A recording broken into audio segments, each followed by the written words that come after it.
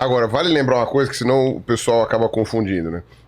Qualquer lugar com capacidade de alagar pode dar origem a mitos de dilúvio, né? Sim. E de Então, inundação. exatamente. Então você vai encontrar em vários lugares isso, mas assim... Esse mito é meio... eu garanto, você não tem mito de dilúvio nos povos da Patagônia.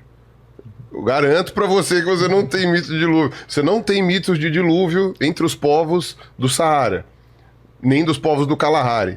Mito de dilúvio é sempre em lugares que podiam alagar. Então você vê aquela região ali perto da confluência do Tigre e do Eufrates. Curiosamente, a humanidade, não é curiosamente, é até previsível que a humanidade ela gosta de se assentar perto de rios. Né? Então você tem o Nilo, você tem o Yangtze, você tem o Indo, você tem o Gangue, você tem o Tigre e Eufrates e tal. E são perto de rios. E rio alaga, né? Então não é à toa. De forma imprevisível, né? Inclusive, dependendo da situação, por exemplo, o Tigre e Eufrates, a água do Tigre e Eufrates ela vem do Cáucaso. E o Cáucaso, às vezes, ele rola uns degelos meio violentos. No Rio Indo, você tem as monções, que acabam fazendo efeitos climáticos interessantes. Então é muito comum que você encontre mitos de dilúvio, histórias de dilúvio, em populações que viviam em regiões próximas a grandes rios. Já populações mais nômades e que vivem em regiões mais secas, ou que não dependem tanto assim de rios perenes, né? Aí você tem... aí você não tem mitos de dilúvio, não é por acaso, né? Não é por acaso isso. Porque o pessoal sempre fala, não, o dilúvio bíblico é verdade porque você tem dilúvios em outros lugares. Eu falo, meu filho, você tem um monte de coisas que acontecem no mundo todo e nem tudo está correlacionado, né? Então, tipo, sei lá. Algumas coisas se repetem, né? De ter um salvador, um escolhido, o lance do dilúvio, né? Tem algumas coisas que se repetem em várias religiões e mitos, né? Tem muitas coisas, muitos paralelos e tem diferentes abordagens desses paralelos também, né? Não dá para explicar isso de uma única forma. Mas, por exemplo, você tem duas linhas, pelo menos, básicas, né? Que é que, a primeira, um povo contou uma história e essa história chegou esse povo viajou para outro lugar, ou outro lugar é de descendentes desse povo, ou por contato, né? De populações.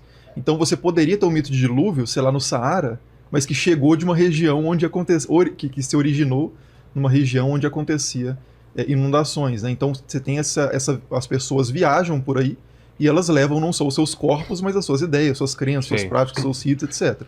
Então tem esse difusionismo, né? Que pode explicar muitas dessas histórias. A gente pode até voltar depois na questão do dilúvio para pegar um exemplo específico. Mas a outra possibilidade seria que nós somos o mesmo bicho, né? O Homo sapiens é o mesmo em qualquer lugar. Então, ele tem características que são comuns e que se repetem em qualquer lugar. A gente tem, sei lá, inveja, vontade de poder, né, como se diz na filosofia, a vontade de se fazer prevalecer sobre o outro, raiva, nós temos a necessidade de organizar certas regras para a sociedade funcionar. Então, todos esses mesmos dramas humanos, por assim dizer, eles acontecem em qualquer lugar do planeta. Prestígio tem até em chimpanzé. Quer ter prestígio na sociedade ali. Ser popular? Exato. Se você não é popular, eles ficam mais deprimidos, eles perdem os pelos, eles falam... É verdade, tem isso em outros primatas. Aceitação. Alguns só tem a mãe. Olha, você vê, até nisso parece com o ser humano.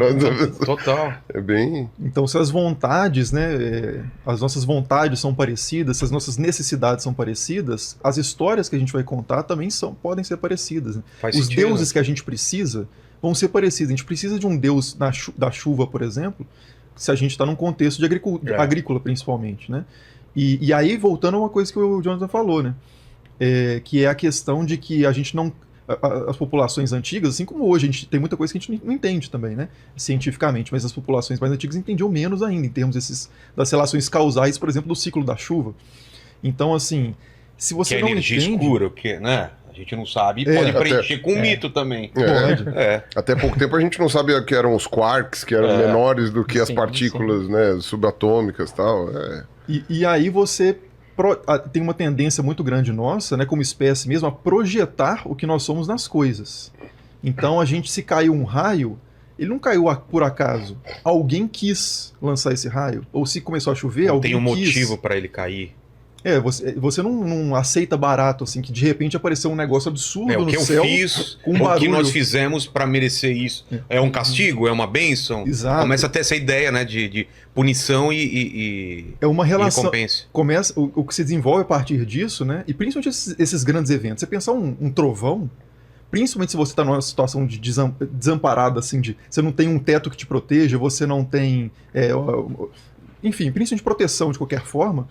Dá um trovão, um raio, aquilo te assusta. É. É uma manifestação de poder. Na história das religiões, isso tem até um nome específico, que é cratofania. Que é a manifestação de poder. Kratos do Kratos lá de God of War, né? Na verdade, por sua vez, vem do...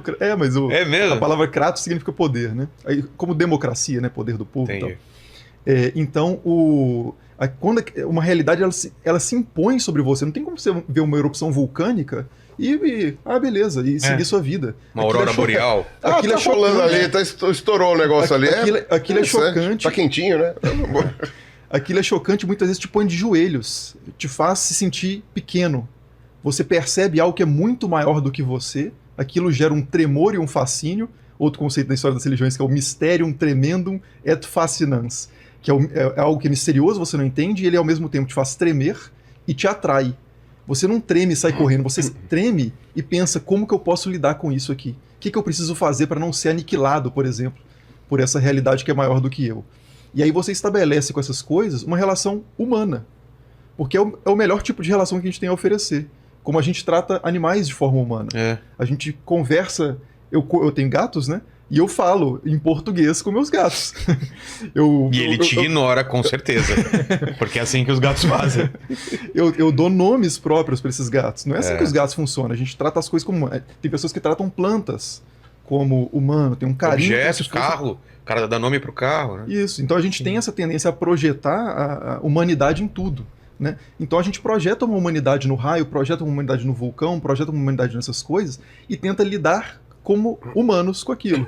Então, por exemplo, o que eu posso fazer para esse cara, entre aspas, esse vulcão, não me destruir? O que eu posso fazer para a chuva cair?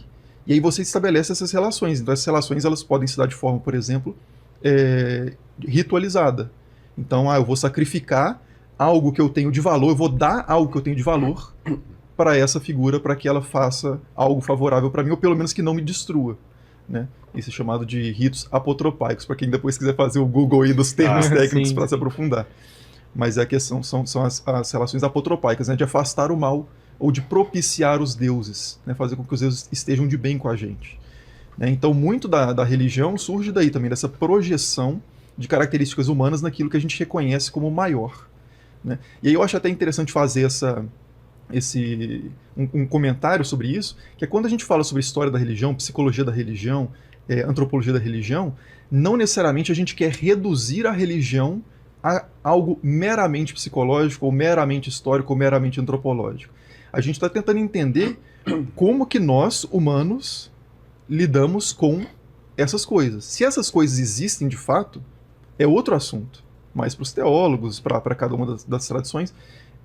Mas, por exemplo, se existe algo maior ou não, o fato da gente relacionar de forma equivocada com isso não quer dizer que a coisa não exista. Né? Então é importante também fazer essa divisão entre os estudos naturalistas da religião, a gente vai até um certo ponto, mas isso não significa reduzir esse fenômeno a isso. Né? Então, o luminoso, né? Será que há de fato algo maior? Será que há algo que excede a matéria? Será que há algum tipo de personalidade que rege o universo? Isso aí a gente não chega, mas a gente tenta chegar.